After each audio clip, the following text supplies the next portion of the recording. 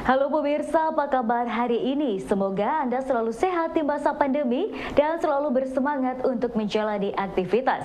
Bagi pemirsa yang harus tetap bekerja di luar rumah, jangan lupa untuk menggunakan masker. Hari ini program Berita News Point hadir menjumpai Anda bersama saya Khairunisa. Selama 30 menit ke depan, News Point akan menyajikan berita terbaru seputar Universitas Brawijaya dan Malang Raya. Jangan kemana-mana, keep on our channel News Point.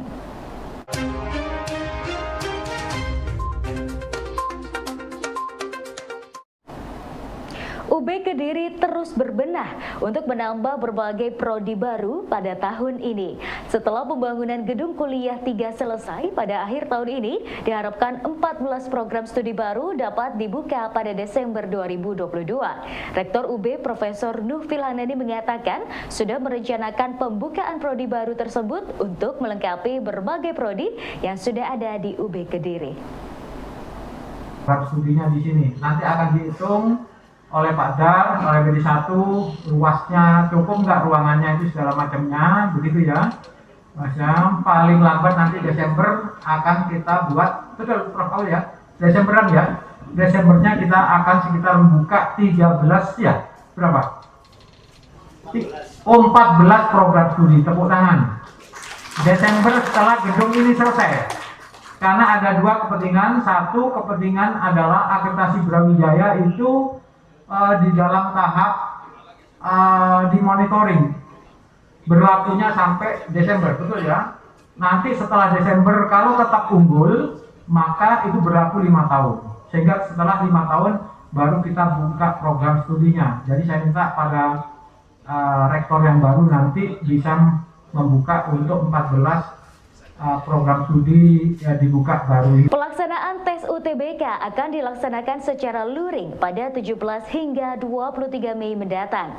UB telah mempersiapkan 16 lokasi dengan total 2.760 daya tampung untuk 2 sesi. Meski COVID-19 telah melandai, namun Heri Prawoto Widodo selaku koordinator akademik dan kerjasama UB berpesan agar tetap menaati protokol kesehatan. 16 lokasi, jadi semuanya ada di dalam kampus Universitas Brawijaya. Kita tidak di dia nggak pakai, kemudian yang ada di Inpis juga nggak pakai, paling ujung adalah di vokasi. Jadi kita memanfaatkan 1.380 komputer atau laptop yang tersedia di seluruh fakultas di dalam kampus Jalan Veteran, di mana kami melakukan jarak antara kursi itu 1 meter lebih, jadi tetap ada distancing, jadi ada jarak. Jadi kayak di Vilkom, kapasitas komputer 400, kita pakai hanya separuh saja. Jadi di ilmu komputer hanya 100, kapasitas komputernya lebih banyak sebenarnya, tapi karena ada jarak antara kursi satu dengan kursi yang lain. Jadi ini adalah untuk 1 sesi.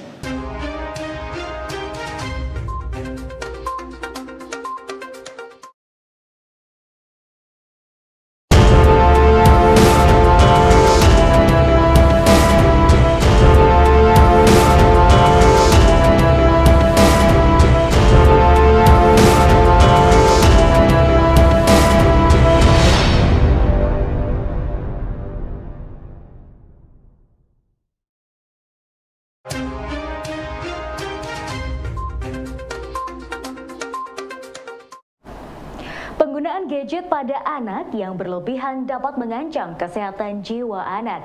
Dosen Fakultas Ilmu Kesehatan UB, Heni Dwi Windarwati melihat fenomena pemberian gadget pada anak sejak kecil jika berlebihan akan membuat anak kehilangan kasih sayang dan kepekaan sosialnya.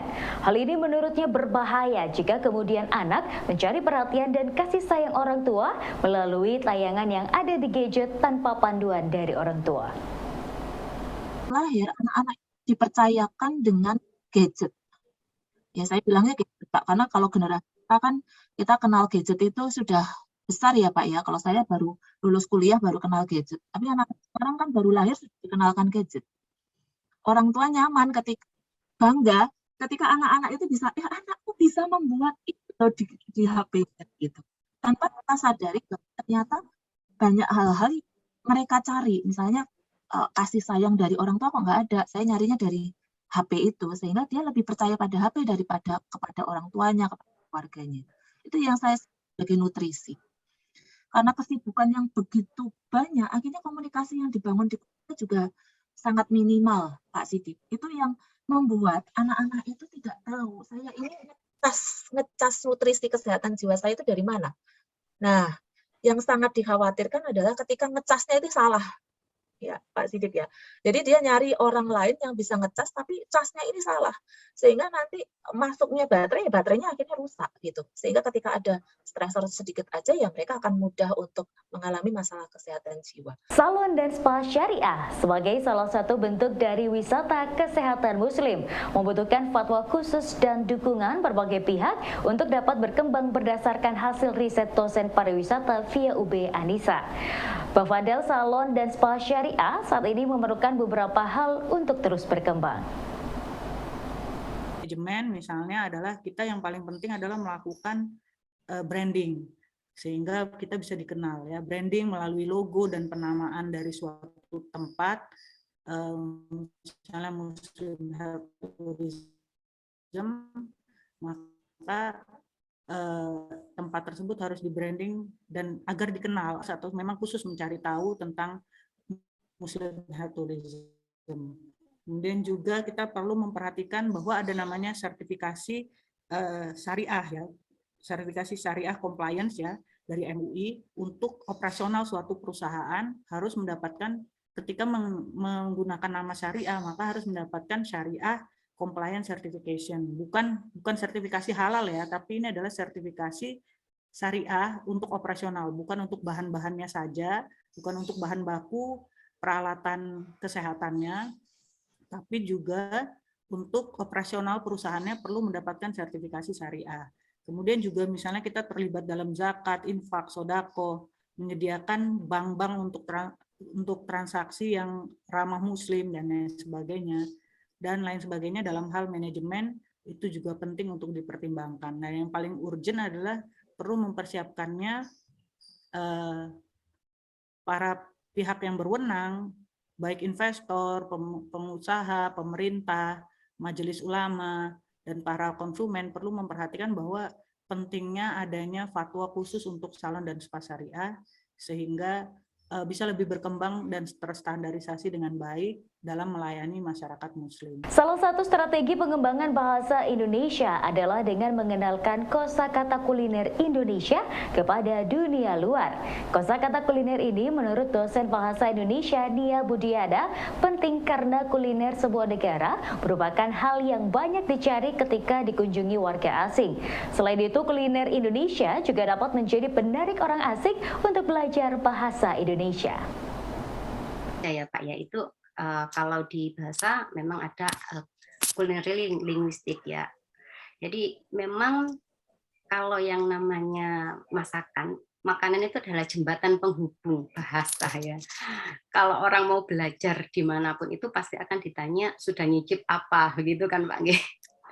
Sehingga memang perlu untuk kita kembangkan begitu. Kebetulan saya juga beberapa kali membuat penelitian DIPA tentang wisata kuliner Indonesia itu Pak. Jadi memang warga asing sangat tertarik sekali dengan apa yang dipunyai Indonesia, terutama makanannya, bagaimana mereka waktu ke sini bisa mengerti makanan.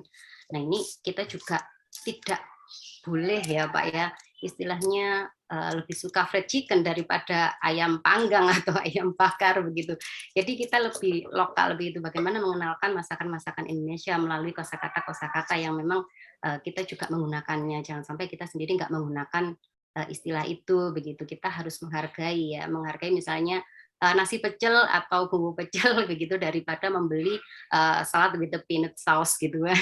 Ini yang sering kali terjadi bahwa kita itu lebih merasa elegan, lebih merasa tinggi ketika kita membeli sesuatu itu dengan bahasa asing begitu. Kita tidak menyadari bahwa bahasa kita ini sebenarnya juga bisa menjadi bahasa yang internasional gitu. Itu dari segi kita Pak. Kemudian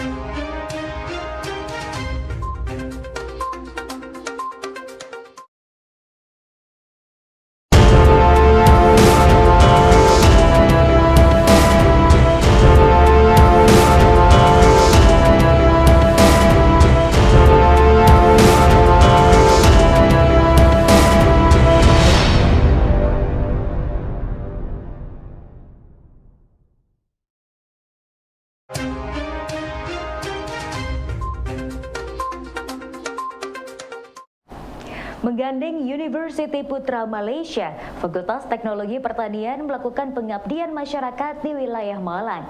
Bersama dengan mahasiswa dan dosen dari Malaysia FTPUB akan menerjunkan mahasiswa dan dosen untuk mengenalkan pertanian hidroponik, dan menurut Ahmad Adi Sulianto dari FTP, program ini merupakan kerjasama dari dua perguruan tinggi serumpun untuk mengedukasi generasi muda melalui sekolah mengenai pertanian di lahan terbatas.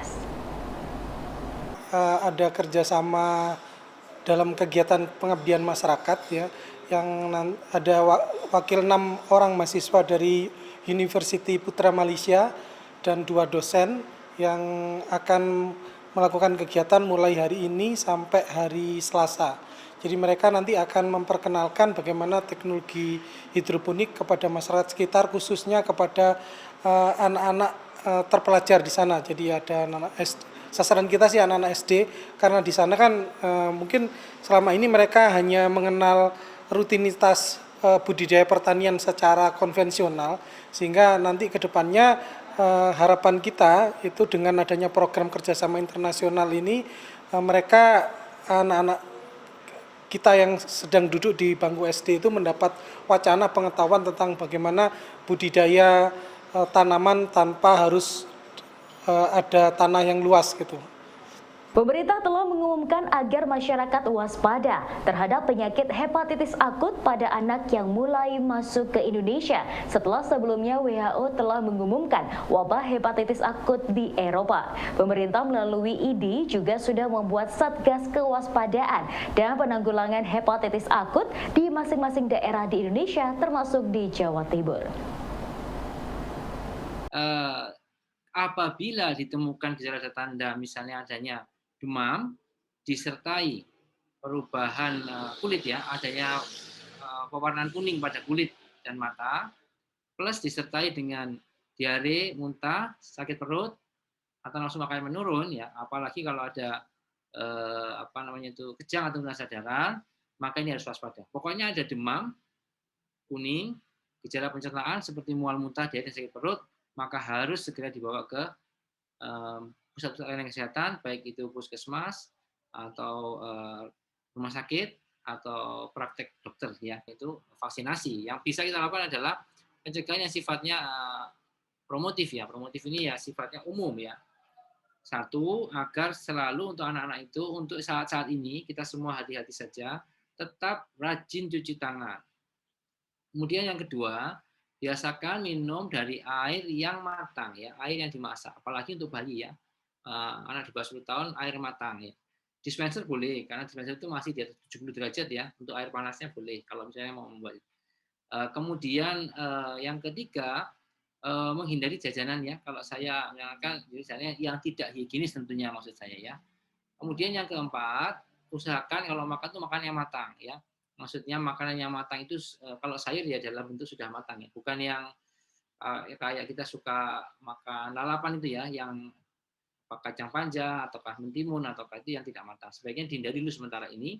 Kemudian yang keempat yaitu membuang sampah atau menjaga kebersihan ya, menjaga kebersihan lingkungan ya, pada sampah pada tempatnya.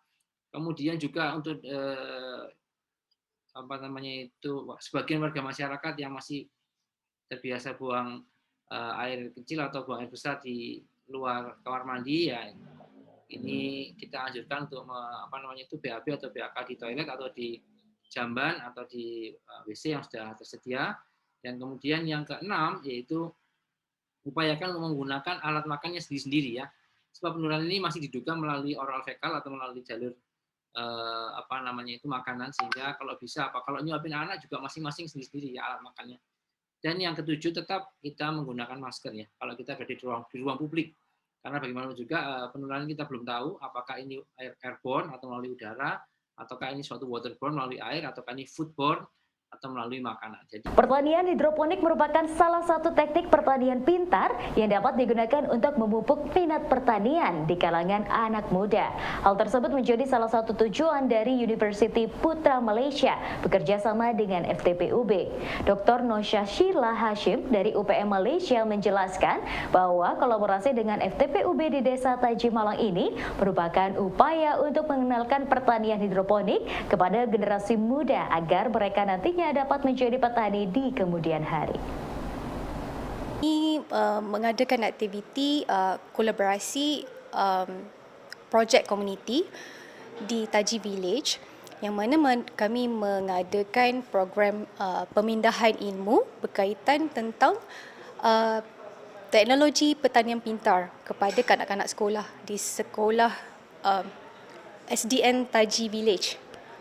Okey, jadi bagi memperkenalkan tentang teknik pertanian pintar bagi memupuk minat kepada young generation, generasi baru berkenaan dengan teknik pertanian teknologi pertanian yang terkini. Okey. Dari Universitas Putra Malaysia yang berangkat berapa orang?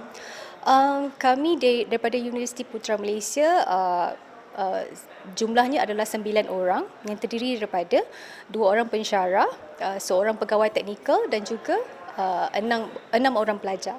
Okay. Goals untuk kegiatan ini seperti apa? Sorry? Goalsnya. Matlamatnya ialah untuk selain yang paling utama ialah untuk memberi pendedahan kepada kanak-kanak tentang